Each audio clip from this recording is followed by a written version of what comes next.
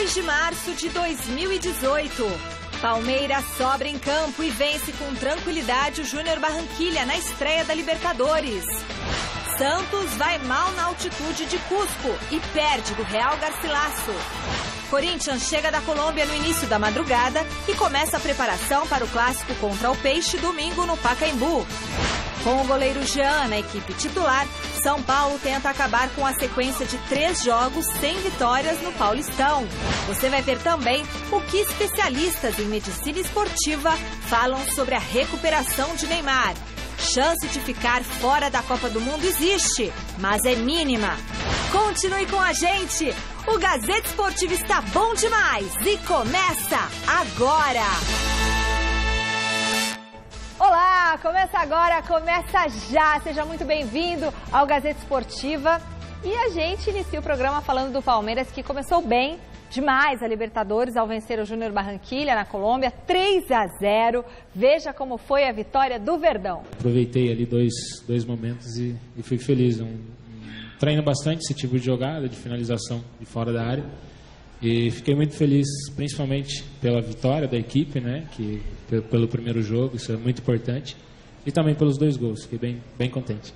Iniciar vencendo na Libertadores é muito importante, pela circunstância e o placar, que a gente sabe que é muito difícil vencer fora, mesmo com um jogador a menos, porque o time local sempre vai querer impor o seu ritmo jogando dentro de casa. Eu acho que foi um bom jogo. Um bom jogo e um grande resultado, que nos deixa numa posição boa na estreia dessa competição importante. E é verdade. Grande noite para você que acompanha o Gazeta Esportiva. Foi uma vitória maiúscula do Palmeiras. Você abre num grupo muito difícil do Palmeiras, se não o mais difícil, um dos mais difíceis. Ainda tem Boca Juniors e... Sabe, talvez o Boca não consiga vencer o Atlético Júnior jogando em Barranquilla. Então, é uma vitória que deixa o Palmeiras em excelente situação, partindo do pressuposto, né, que em casa vai fazer a lição de casa e vai conseguir os pontos necessários. Queria fazer 2 destaques, obviamente, para os artilheiros do jogo. O Bruno Henrique, marcando 2 gols, e o Borja, que fez mais um belo gol e é o principal artilheiro do time na temporada. Então, muitas vezes, a análise ela é muito precipitada por causa de resultado, de atuações ruins, e se esquece realmente da questão da adaptação, que já foi problema para muitos outros grandes jogadores. E o Borja vai mostrando que ele realmente é capaz. E essa entrada é criminosa, né? O árbitro acertou na expulsão, não tem nem o que questionar, o que acabou facilitando a vida do Palmeiras. Mas voltando ao Borja, né? Está tendo oportunidade, está ganhando a confiança com a sequência de jogos. Chico, já tem 6 gols. É o principal artilheiro do time da temporada e tem tudo para voltar a ser aquele Borja que a gente, sabe, elogiou tanto em tempos de Atlético Nacional da Colômbia. Boa noite. Bom, boa noite, meu caro Celso, boa noite, Michele. Boa noite. Eu não acho que foi uma vitória maiúscula do Palmeiras, foi uma vitória, sim, de oportunidade. Porque se não fosse a expulsão desse Gutierrez, que acabou cometendo uma falta ridícula em cima do Bruno Henrique, o Bruno Henrique teria a função de marcá-lo, né? Mas como ele foi expulso, o Bruno Henrique ficou flutuando no campo, livre de marcação. Estava todo mundo... Até o Felipe Melo não conseguia sair jogando. Mas o Bruno Henrique não. Sobraram 2 bolas para ele e fez 2 gols. Aliás, ele aprendeu a jogar assim no Corinthians com o Tite, em 2015. Lembro, para quem se esqueceu, que o Bruno Henrique colocou até o Ralf no banco em 2015. O Ralf voltou só nos últimos jogos quando o Bruno Henrique se machucou. E ele estava fazendo exatamente essa função antes de ser vendido para o Napoli. Ele ia e vinha, ele entrava na área, batia e era gol. Ele fez vários gols assim pelo Corinthians e ontem ele estava na função de marcação. O Roger Machado botou o time trancadinho e esperava só uma oportunidade para uma bola para tentar vencer o jogo. Mas por causa dessa expulsão, o técnico adversário também nem no banco estava, né, porque está com problema de câncer de próstata, estava o auxiliar um panaca, não fez as alterações que deveria ter feito, né?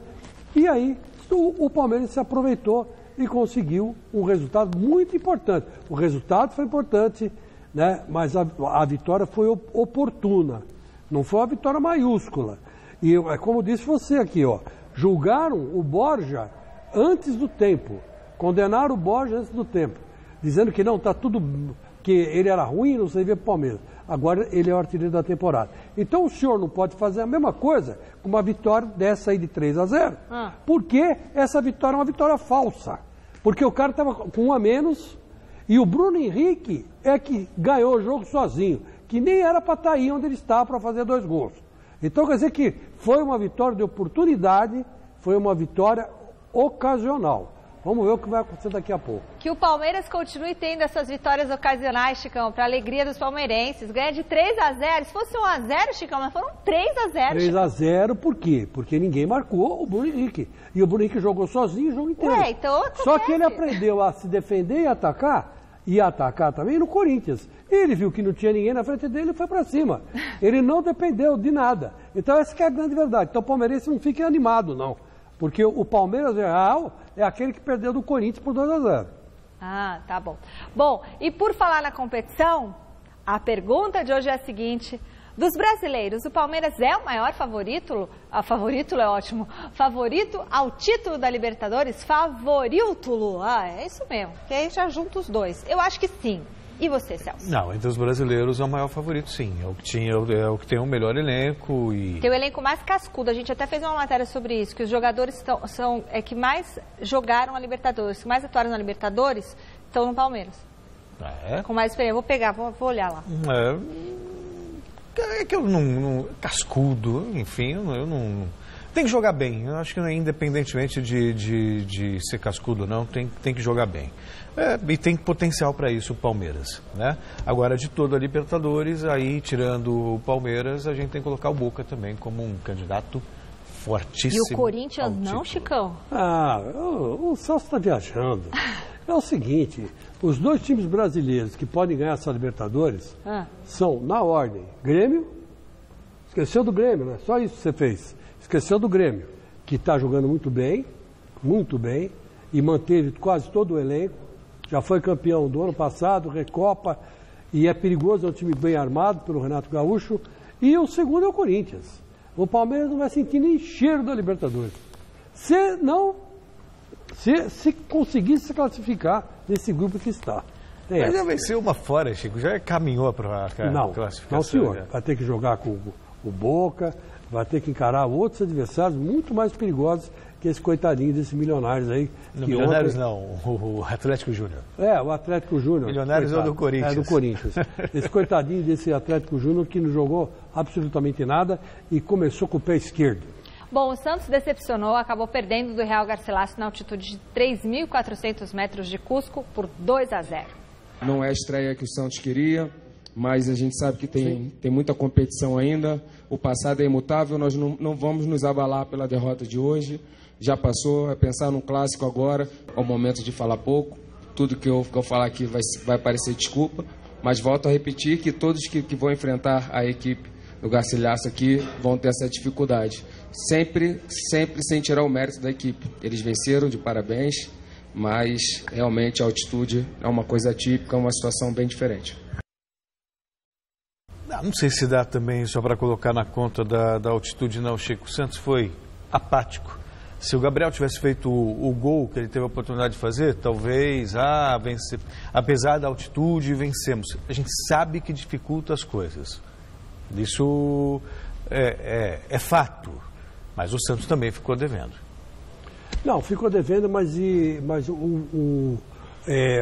na verdade, o Jair Ventura se perdeu depois que tomou o segundo gol. Ele tirou o melhor jogador em campo do Santos, que era o Sacha, e colocou o Rodrigo, que tem 16 anos, 16 para 17 anos. É o jogador mais novo que jogou pelo Santos numa Libertadores, de toda a história do Santos. E ele fez uma bobagem, porque o Sacha estava muito bem. O Sacha estava aguentando a altitude, estava jogando legal e estava criando boas oportunidades para a direita. Ele criou no primeiro tempo, criou no segundo tempo. Agora, ele errou na substituição. E tanto é verdade que não vamos comentar, agora já foi e tal. Mas ele deu uma bela de uma pisada na bola. Agora, que a altitude faz a diferença? Faz. Isso não venha dizer para mim que não faz, não, que é desculpa porque não é. Né? Quem já foi lá para a altitude sabe que o bicho pega. Pega pra gente. Que perdeu aí, o Santos? Não, mas perdeu, mas também por causa da altitude. Você acha que o Gabigol, a nível do mar, perderia um gol desse? Não Eu acho perderia. que falta o ar, né? Para você conseguir dar aquela falta o ar. Na velocidade da bola também. Dá dor de cabeça. Isso, você fica meio tonto, sangra muito o nariz. Então, quer dizer, é complicado. Mas o Santos, agora vamos ver, agora vai ter que correr atrás, né? Porque começar com derrota em Libertadores é muito chato. Eu tinha comentado aqui com o Celso, né, que o Palmeiras tinha o elenco mais cascudo da Libertadores, que a gente fez uma matéria sobre isso lá no site gazetesportiva.com, e eu achei a matéria aqui do Bruno Calió, e é o seguinte, ó, Celcinho, só te dando os dados certinhos, e para você, telespectador, das 7 equipes brasileiras que vão disputar a Libertadores, o Palmeiras é a que tem mais atletas com experiência na competição, mais jogos somados por esses atletas e mais títulos conquistados por eles. Então, dos 35 jogadores do Palmeiras, 26 já disputaram a Libertadores, dentre eles, Edu Dracena, Marcos Rocha, Guerra, Miguel Borja e William já foram campeões do torneio e, enfim, aí 74% dos jogadores do Palmeiras já participou desse torneio. E o elenco menos cascudo em Libertadores de todos os brasileiros é o Santos, que tem apenas 18 atletas com experiência nesse tipo de campeonato. Mais 3 partidas movimentaram a rodada de ontem na Libertadores. Alianza Lima e Boca Juniors empataram em 0-0. Esse jogo aconteceu em Lima, no Peru. Veja os gols das outras partidas. Futebol internacional, Manchester City venceu o Arsenal e segue cada vez mais líder da Premier League. Já no Campeonato Espanhol, Barcelona tropeçou e ficou no empate com Las Palmas. Bom, a gente vai falar agora do Neymar. O repórter Vinícius Rodrigues saiu às ruas de São Paulo para saber o que o torcedor espera da recuperação do jogador. Confira. Que Neymar Júnior está voando no futebol europeu, ninguém tem dúvidas disso.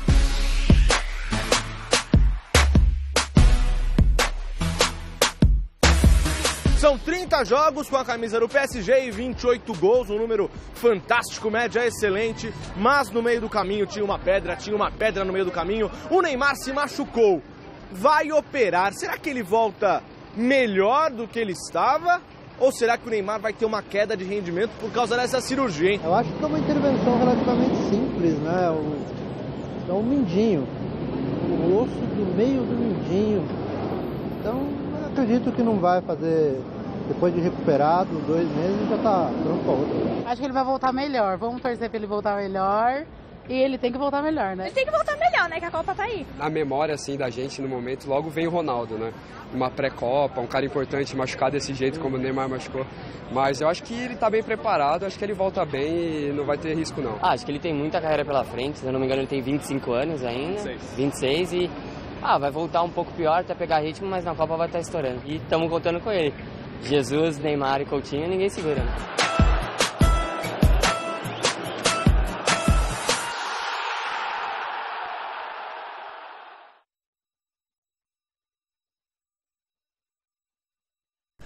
Diga. Não. É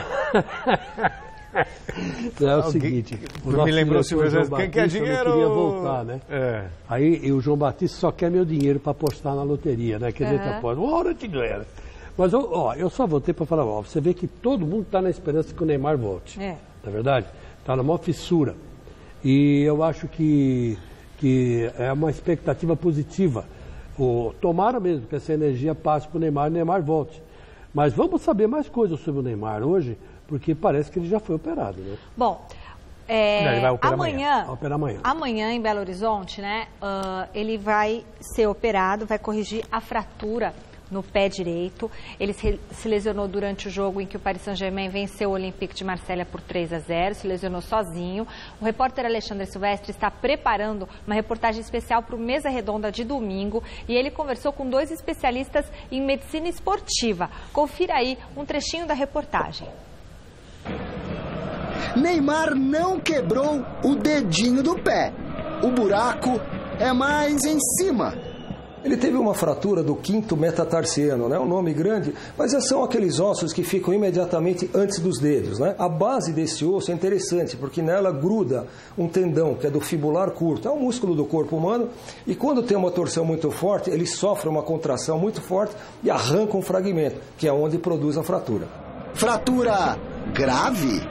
A gravidade é o afastamento do atleta, mas em termos de gravidade, de você poder atrapalhar a carreira do atleta, não existe, não.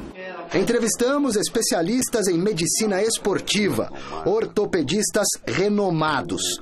Os doutores Joaquim Grava e René Abdala estão otimistas, mas, apesar de pequeno, o risco de dar uma zebra existe. Não pode, como qualquer cirurgia, porque o Neymar é igual a qualquer outra pessoa, né? Então pode ter esse risco.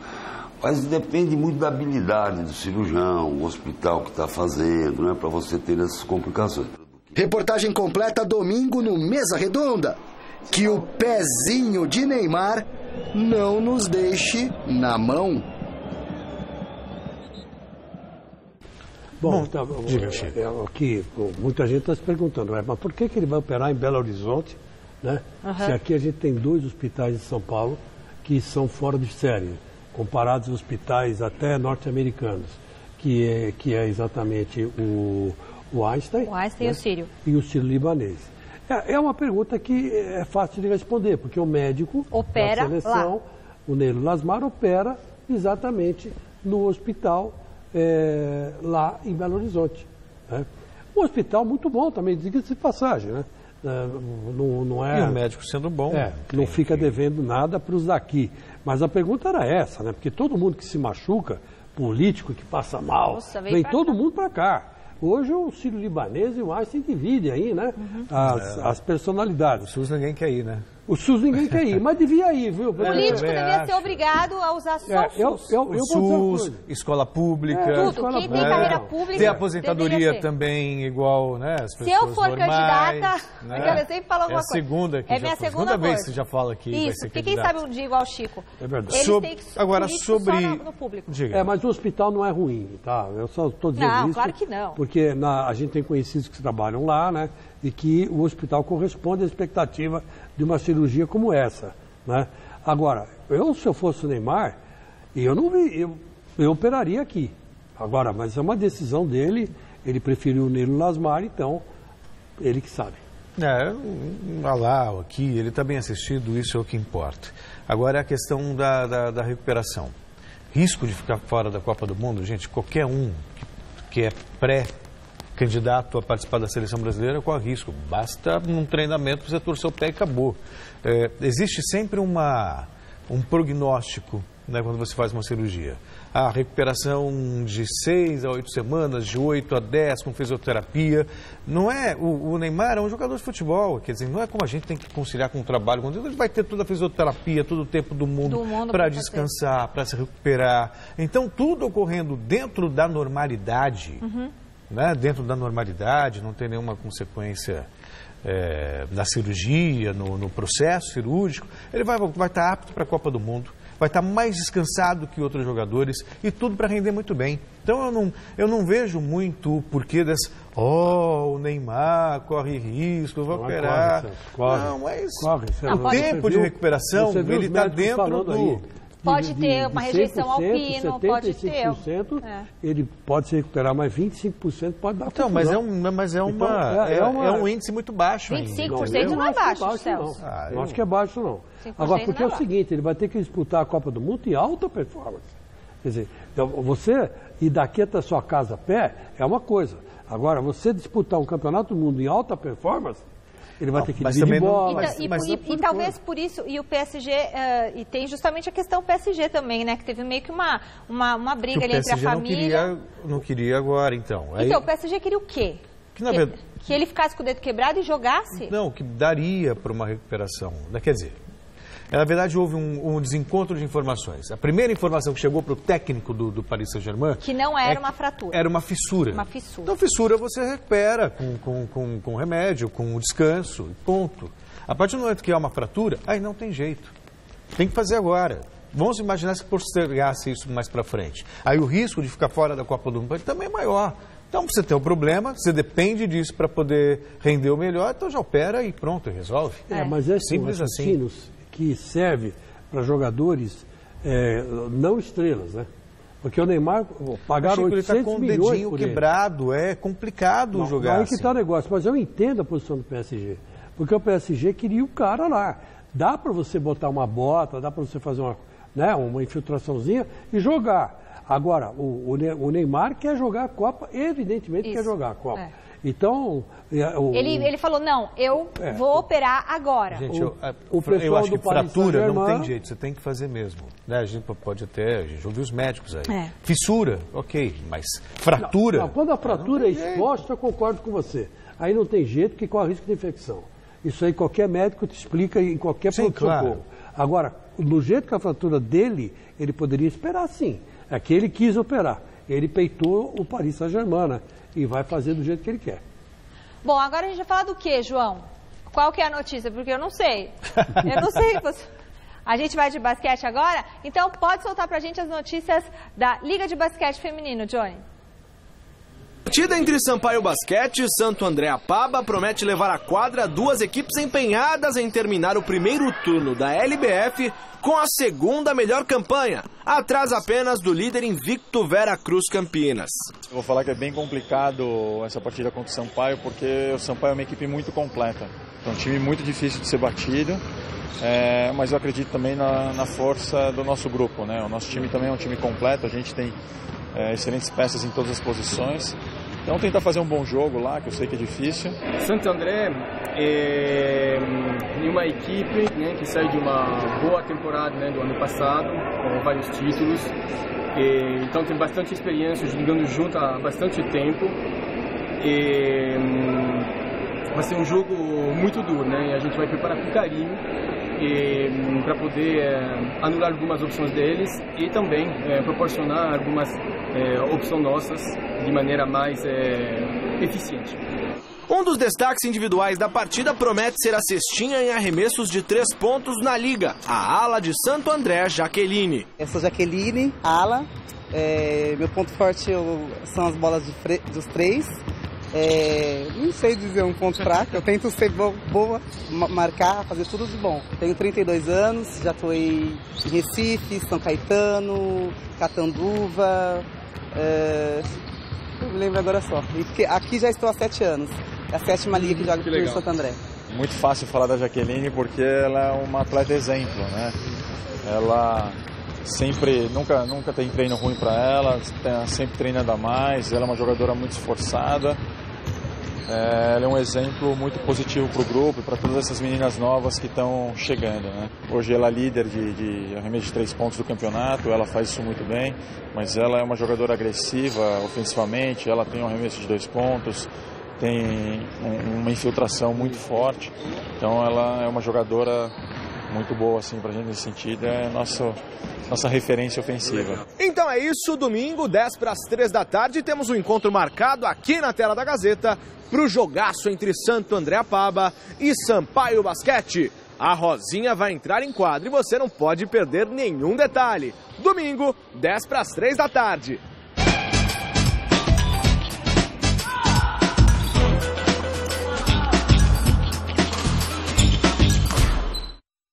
E o assunto agora é tênis. O destaque desta quinta-feira no Brasil Open foi Horácio Zeballos. Ele eliminou o favorito Gael Monfils.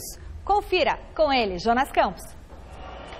Olha o francês Gael Monfils aí, jogando o Brasil Open pela primeira vez e caindo logo na estreia. O ex-número 6 do mundo, atual 35º do ranking da ATP, principal atração na capital paulista, foi dominado pelo argentino Horácio Zeballos, que fechou a primeira parcial por 6-3. Na segunda, o francês começou a colocar as manguinhas de fora, tentando fazer os habituais malabarismos dentro de quadra. Mais solto no jogo, Monfils devolveu o 6-3 no segundo set e empatou o duelo. 6-3. Na parcial decisiva, ele até levantou a galera.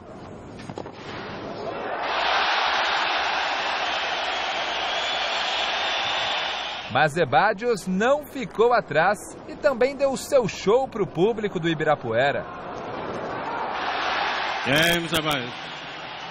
Com uma quebra na frente, o argentino fechou o terceiro set em 6-3, eliminando a principal estrela do torneio. 2-1, 6-3, 3-6, 6-3.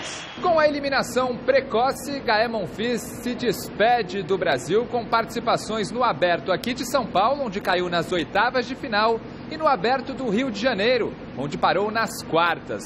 Mesmo assim, o francês aprova a jornada em solo brasileiro.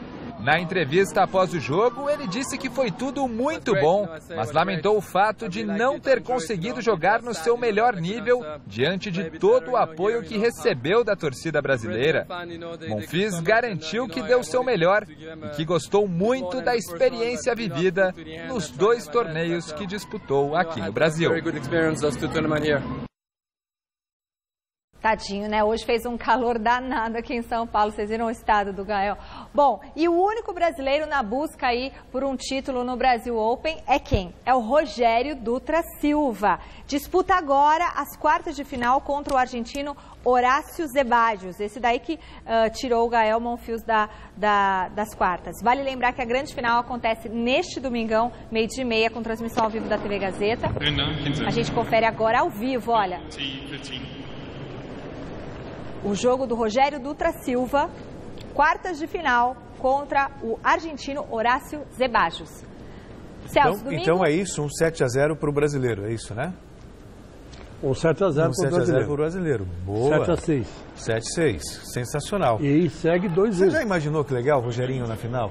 Nossa. E a gente mostrando ao vivo aqui no domingo, a final do tênis, para você acompanhar em todos os detalhes, a partir do 12h30. Narração de Celso Cardoso, comentários de Carlos Albani e reportagem de Jonas Campos. É isso aí, então estaremos todos juntos, o convite está feito, Brasil Open de tênis aqui em São Paulo, ginásio do Ibirapuera, e você vai acompanhar tudo ao vivo. Aí você vê o Zebadios fazendo 3-1, mas ainda assim já tem um 7 de vantagem o brasileiro. E fica a expectativa aí de... Claro, as semifinais acontecem amanhã. Ainda tem muito torneio pela frente. Mas a torcida é grande para a gente ter o Rogerinho aí na final. E só para lembrar vocês o seguinte. Você se liga no esporte aqui ao 12h30 e só sai daqui às 5 da tarde, tá? Porque nós vamos direto. Emenda o basquete. Tem o tênis, depois tem o basquete e depois tem o Mesa Redonda às 9 da noite. Tem o Mesa Redonda às 9 da noite e pode... Se for o caso, se der tempo, um interprograma falando do clássico Santos e Corinthians. Muito então bom. Quer dizer que apresentado pelo Vinícius e comentado por mim. Então quer dizer que vai ser um domingo esportivo na Gazeta, você não pode perder. Ligue 12h30, almoce assistindo o tênis e fique com a gente, que nós vamos também mostrar o clássico para você, tudo que vai envolver esse clássico Santos e Corinthians, e depois vem o basquete, transmissão direta e exclusiva com reportagens de Silvestre, o nosso querido Silvestre Alexandre Stallone. Silvestre. Não é Silvestre Stallone? Não, falta massa. Se você quiser continuar assistindo ao vivo esse jogo de tênis do Rogerinho, brasileiro, a gente está torcendo por ele aí na final do Brasil Open, GazeteEsportiva.com. Está transmitindo todos os jogos desde meio-dia. Você mantém a sua televisão ligada no Gazeta Esportiva, claro, e aí você dá uma olhadinha no seu celular, na internet. Pronto. É isso aí. É isso aí. E outra coisa. E à noite, Fábio Carilli. 9 da noite, Fábio Carilli no Mesa Redonda, gente. Mesa Redonda. Exatamente. Então, e sabe o que eu acho mais legal do Carilli no Mesa? Vai ter o clássico. Ele já confirmou. Já confirmou. Gente, isso é demais. O cara merece ganhar só por isso, entendeu? Porque ele já pegou e falou, não, eu vou. Mas e se você perder? Eu vou. Se você empatar, vou. E se ganhar? Vou também. É macho, né, gente? Grande. Fábio Carilli. Ninguém faz isso mais no futebol, hein? Não faz não. Pouquíssimos. Bom. Você sabe o que é isso? Confiança. Confiança, personalidade. Gente, demais. Bom, agora é a hora da gente conferir a rodada desse final de semana do Campeonato Paulista. Uma partida acontece nesta noite. A Ferroviária recebe o Mirassol 7h15 na Arena Luminosa. Amanhã, 4h30 em Campinas, o Red Bull Brasil enfrenta o São Bento. Santo André e Botafogo jogam às 7h30 em Santo André. E às 9h30, Novo Horizonte, tem Novo Horizontino e Ituano. Domingo, 5 horas, clássico Santos e Corinthians no Pacaembu. Linense e São Paulo, 7h30 em Lins. 2 partidas na segunda-feira completam a rodada. A Ponte Preta recebe o Bragantino, 8 da noite em Campinas. E às 8h30 na Arena do Verdão, o Palmeiras enfrenta o São Caetano. E para falar do clássico, o clássico que agita aí o final de semana do Paulistão, o Gazeta Esportiva fez um balanço de como corintianos e santistas estão chegando para mais este evento. Quem vai levar melhor? Santos e Corinthians fazem campanhas semelhantes até aqui no Campeonato Paulista. Ambos têm 5 vitórias em 9 jogos, porém, o Timão já perdeu 3 vezes, ao passo que o Peixe tem só 2 derrotas no torneio. Enquanto o Alvinegro da capital lidera o Grupo A com 16 pontos, o Alvinegro da Baixada é o primeiro da chave D com 17.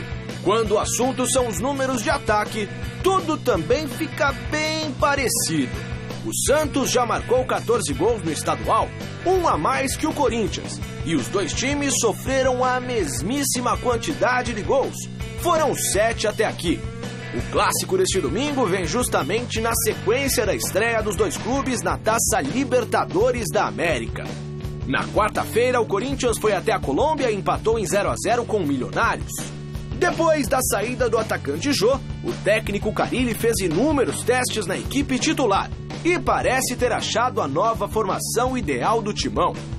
Tanto nesse jogo da Libertadores quanto no clássico de domingo passado contra o Palmeiras, o Corinthians foi a campo sem um camisa 9 fixo e agradou o treinador. No Santos, a aposta seria toda em cima de Gabriel Barbosa, o famoso Gabigol.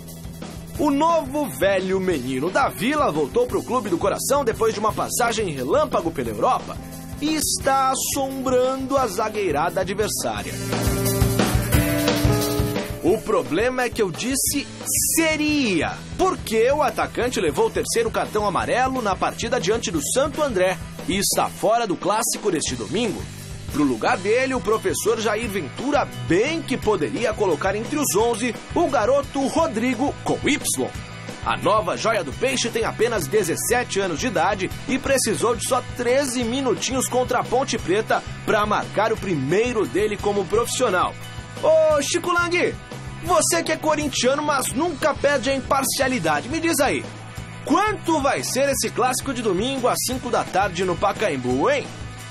Mas não vai me dizer 7-0 pro Corinthians, hein? Porque essa aí eu já conheço. O povão clama por um novo placar chicolanguiano. Solta a profecia aí, Chicão!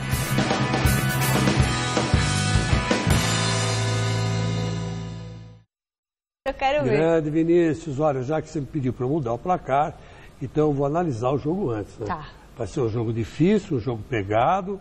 Evidentemente o Gabigol vai fazer falta para o Santos, mas o Corinthians... Mas o Gabigol não vai jogar. Então, vai fazer falta para o Santos. Eu achei que ele ia fazer falta, uma falta para o Santos. Não conserta. E ele ia cobrar. Não, você sabe que eu sabia, que eu te falei. Sim. Que eu corrigi lá o negócio do site, do Gabigol, mas aí eu achei que ele ia fazer uma falta. Tá, mas eu posso falar? Fala, mestre, fala. Então é o seguinte, vai ser 7-1 para o Corinthians. Não, tá? esse placar não pode. Não pode, ele falou que não pode ser 7-0. É da então seleção, 7-1. 7-1 não é da seleção? Não. 7-1 é Corinthians 7, Santos 1. Ah, bom. Vai uma reedição daquela grande goleada. Não, e olha, e a torcida vai ser do Santos, não, hein? Vamos esclarecer. Torcida única. Torcida a Copa, Alemanha, Alemanha venceu o Brasil. Não foi 7-1? Por 7-1 em 2014. Esse placar não, a gente não pode Mas falar, o Corinthians venceu o Santos em 2005, numa tarde inspiradíssima de Tevez. Por 7-1. Por 7-1. 3 gols de Tevez. E isso o Garrafa... no estádio do Pacaembu. Exatamente. O Garrafa esteve no CT Joaquim Grava acompanhando o treino do Timão. É isso, Michele. Boa tarde. Aconteceu há pouco aqui no CT Dr. Joaquim Grava a primeira atividade comandada pelo técnico Fábio Carille visando o clássico do próximo domingo, 5 da tarde, contra o Santos no estádio do Pacaembu. Corinthians estará como visitante. O mandante é o Santos, jogo com torcida única. Por falar em clássicos, Carille, que já ganhou 2 esse ano, São Paulo e Palmeiras, tem um retrospecto extremamente favorável. Em 14 clássicos dele como técnico do Corinthians, ele venceu 10. empatou 3 e só perdeu uma única vez, justamente para o Santos. O jogo aconteceu lá na Vila Belmiro. Hoje, aqui no CT Joaquim Grava, quem veio para a coletiva foi o Emerson Sheik, ele que já se mostrou útil para o técnico corintiano na Copa Libertadores da América, e o Sheik fez questão de, nessa coletiva, falar que ele sempre disse, desde que chegou aqui nesse seu retorno, de que ele não vinha para receber homenagens, e sim para ajudar a equipe corintiana. Me sinto extremamente útil, não querendo engrandecer, porque todos vocês acompanham o trabalho dele, mas o Fábio é um cara que ele está atento a cada jogador, não só aos 11 que entram jogando. E eu, como conheço há um bom tempo já, venho me dedicando diariamente. E assim como ele tem me visto, tem visto outros atletas também, fico feliz de estar optando por mim em certos momentos da partida. Vale lembrar que, como o mando é do Santos, não teremos torcida do Corinthians no Dr. Paulo Machado de Carvalho. Somente torcedores do Santos. E o Emerson, que está evitando polêmicas nessa sua nova passagem no Corinthians, pelo menos por enquanto, falou a respeito desse tema. Ou seja, torcida única para um dos grandes clássicos do futebol brasileiro. Você acaba tirando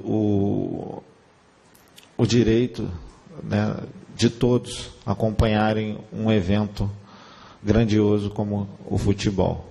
Por outro lado, tem a parte da segurança, né? Uma vez que eu pago todos os impostos, eu entendo que posso ir em qualquer lugar e ter a segurança. Mas não quero entrar na polêmica, porque a fundo eu não sei o que acontece. Mas, para resumir, é muito triste ter uma torcida só no estádio. Bom, Michele, amanhã o trabalho é pronto, onde o técnico Fábio Carilli deve confirmar o Corinthians. E sem grandes novidades, apenas o Rodriguinho, em relação à equipe que enfrentou o Milionários lá na Colômbia. O Rodriguinho deve retornar, ele estava suspenso, e com isso o Carilli deve confirmar a mesma equipe que iniciou o clássico do último final de semana contra o Palmeiras. Com Cássio no gol, Fagner, Balbuena, Henrique e o Maicon improvisado pela lateral esquerda. No meio campo, o Gabriel, o René Júnior, o Rodriguinho e o Jadson. Na frente, um pela direita e um pela esquerda, o Cleison e o paraguaio Romero. Do CT Dr. Joaquim Grava, Osmar Garrafa, para o Gazeta Esportiva. E é uma formação que, na verdade, né, você pode imaginar o Cleison e o Romero avançado, mas que a gente tem visto é o Cleison e o Romero nas extremidades e tendo ao lado Jadson e Rodriguinho, né, com a dupla de volantes mais recuada, num 4-2-4. Né? E aí, quando não tem a posse de bola, fica um 4-4-2. E o Carilli até alternou isso muitas vezes, quando não tem a bola, colocando os meias à frente, né? O Jadson e o Rodriguinho. O Carilli que tem alternado durante o jogo o esquema tático, que é um 4-2-4, que sem a bola pode ser um 4-4-2 e muitas vezes pode ser um 4-2-3-1. Mas sobre o clássico, Chico, independentemente da formação tática, aliás, acho interessante o Maicon no lado esquerdo. Foi uma maneira que o Carilli encontrou de aproveitar o Maicon e corrigir um problema que ele tinha no setor defensivo. René Júnior se encaixou muito bem no time, né? Mas eu acho que o Corinthians é favorito no clássico, vou explicar por quê. Está com um time mais encorpado, está com mais confiança, tem um dia mais de descanso. Veja só, o Corinthians jogou em Bogotá, mas já voltou. O Santos foi lá para Cusco, altitude de 3.400 metros, e então teve um dia menos de preparação. E ainda não tem o Gabigol. Então acho que por essas e por outras, o Corinthians é favorito para mim. Celso, o problema do jogo Santos e Corinthians, existe também uma certa tradiçãozinha aí, né? Ganha sempre quem está melhor. Santos e Corinthians foi sempre assim. Tanto é verdade que o Santos do Pelé ficou 13 anos aí ganhando o Corinthians, porque era o melhor time. Quando o Corinthians começou a achar uma identidade, né, e aí conseguiu quebrar o tabu, foi mudando a situação, foi mudando, as coisas foram se transformando. E dessa vez o Corinthians realmente está melhor que o Santos. Então é bem provável que o Corinthians consiga um resultado positivo. Mas futebol é aquela coisa, né? Você nunca sabe e nunca pode dizer, cravar em cima. Eu acho que é bom lembrar que você analisou bem taticamente o Corinthians, mas é bom lembrar que o Cleison, tanto o Cleison quanto o Romero, eles têm a função de voltar para ajudar as descidas do lateral. Por isso que eu digo que eles ficam ali numa linha de... Exatamente. Na verdade, não é um 4-4-2, assim, um 4-2-4. É um 4-2-4, né? Mas eles voltam muito. Quer dizer, se o lateral desce, eles não descem. Né? Eles voltam. E quando o lateral da equipe adversária desce, o Romero acompanha de um lado, que aí vira um 4-4-2. Acompanha do outro. O Romero até que está marcando bem, não está fazendo tanta falta. Mas o Cleison não está acostumado a fazer isso. Então ele recebeu o cartão amarelo, inclusive, lá na Colômbia, né? Porque ele não está acostumado a marcar. Tá? Então é uma coisa que o Cleison tem que aprender, a acompanhar a descida do lateral. Mas mesmo assim, o Cleison está se ajeitando. E sem o centroavante. Então só falta daqui a pouco aparecer um centroavante para mudar tudo isso, né? Mas se tivesse um centroavante na Colômbia, teria voltado com uma vitória. É isso que eu achei sensacional mesmo, analisando. E se vê o jogo, e o Carille é muito simples nesse sentido, né? Então, Romero e Cleison, teoricamente, atacantes, né? Quando tem a bola, é aquela coisa do 4-2-4. Quando não tem a bola, eles voltam para formar a segunda linha de 4. E aí os dois meias é que avançam para fazer o 4-4-2, justamente porque eles têm maior capacidade de marcação e maior velocidade também para ajudar o lateral. E engraçado que ele já está treinando o Luca e está treinando o Júnior Dutra para fazer a mesma coisa quando não puder contar nem com o Romero e nem com o Cleison. E o Emerson pode ser um falso 9 também, se precisar. Pode ser um falso 9. Muito legal como o Carille gosta de estudar essas estratégias. Ele é tático, e ele é competente, sabe? E não tem frescura, ele não faz assim por marketing. É o jeito dele, né? É o jeito dele. Ele estuda muito. Sério. Legal, e vai ser um duelo de jovens treinadores, também muito bom isso, né? E os dois se admiram mutuamente, o Jair e o Carille. Bom, vamos falar do São Paulo, que vive a expectativa de voltar a apresentar um bom futebol para acabar com a sequência de 3 jogos sem vitórias no Paulistão. Jonas Campos esteve agora há pouco no CT da Barra Funda acompanhando o treino do Tricolor. Dorival Júnior ausente do treino de ontem por conta do falecimento de uma tia muito próxima, segue a vida. Volta ao trabalho batendo bola e já pensando no duelo fora de casa contra o Linense, o lanterninha do Paulistão. Após a vitória importante no meio de semana pela Copa do Brasil contra o CRB, o São Paulo agora tenta melhorar o retrospecto no campeonato estadual. Apesar de liderar o Grupo B com 11 pontos, o tricolor tem campanha irregular até aqui, com 4 derrotas, 2 empates e apenas 3 vitórias. E para o duelo deste domingo, 7h30 da noite contra o Linense no estádio Gilbertão, o técnico Dorival Júnior segue sem contar com Jusilei e com o goleiro Sidão, ambos no departamento médico com lesão na coxa direita. Jean no gol e Hudson no meio-campo devem ser mantidos na equipe titular. O treino tático desta sexta-feira foi fechado para a imprensa, mas a tendência é que Dorival repita a escalação que iniciou a partida contra o CRB, com Valdívia mais uma vez titular na vaga que era ocupada por Nenê e o garoto Brenner como homem de frente no lugar de Diego Souza. Tá aí o Dorival mexendo no time, Chico, né? Venceu pela Copa do Brasil o CRB, né? Para muita gente bateu em bêbado, o que não computa muito para o status, para o prestígio do Dorival Júnior, que está aí na corda bamba. Eu falo isso como uma divulgação da realidade. Né? Não, mas de fato é isso mesmo. Agora, isso não significa que eu concorde ou não com isso.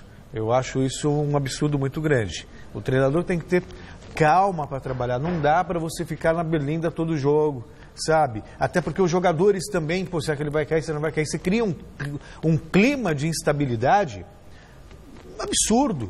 Para mim é muito simples. Não serve. Demite. Não fica nesse processo de fritura. Tem que vencer o próximo jogo, se não vencer, tem que jogar... Sabe?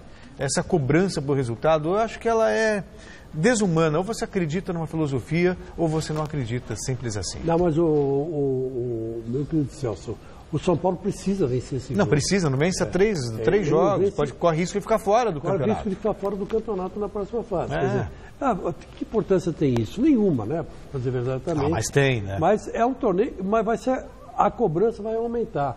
Entendeu? Então, aí o Dorival tem que jogar para ganhar.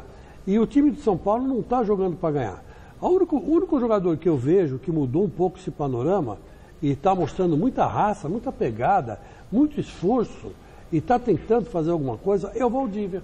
O Valdívia é meio estabanado, meio desengonçado, cai, levanta, chuta, bate a cabeça na trave, desmaia, levanta, sabe? Parece um bonequinho de mola, mas ele está dando conta do recado. Pelo menos é um cara que vai para cima, tenta ir para a linha de fundo, cruzar, fazer jogada. Quer dizer, os outros não, nem tanto. O Nenê e o Diego Souza devem estar meio fora de forma, porque não é fácil acompanhar o ritmo do Valdívia, né? Valdívia é garoto, né? Como aquele Brenner também, quando entra, dá uma velocidade boa. Tem aquele Paulo Boia, que tem entrado e tem dado uma velocidade boa. Quer dizer, o Dorival tem que decidir. Ou joga com os velhos, ou joga com os moleques. Ou se não faz uma mescla, né? Que talvez aí dê mais certo.